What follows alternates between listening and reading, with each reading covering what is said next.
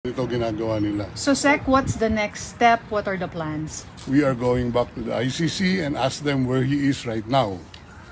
Because the family member is waiting here to see him. Yes. How is the Vice President? Well, she's waiting. Okay. And I would assume the President would want to see one of the members of this family at this So point Sec, in time. the Vice President wants to see him. Is there a schedule for her visit now? That's what we are arranging, but we're at a loss where he is right now. Okay. So, how about you, sir? Alis muna pa ba kayo? Alis ako dito. Hindi, pinapalabas nga kami. Oh. Oh my God. Anong gusto nila gawin? Standby ako dito, yung lamig-lamig. Ano po yung response nila sa inyo nung nag-request po kayo for a visit? Wala. Ayan. Wala daw, request for a visit dito.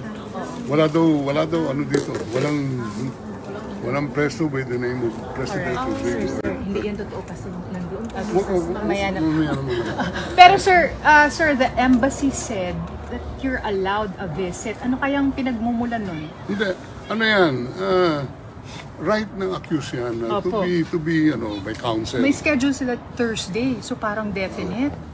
I don't know with them. But ako, as far as my understanding of the law is, he has the right to counsel at any time. And you're acting as an official? One of the counsel, and they don't even recognize my appearance here. Nasaan na po si VP Sara? I don't know where she is right now. Hindi pa po kayo nakita? Nag-usap lang kami sa telepono, pero wala pang until So, alright. Tapos na. Okay. Thank you, sir. Thank you, sir.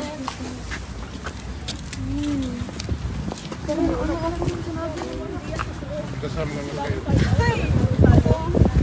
Nakakalungkot talaga wala doon. Wala doon.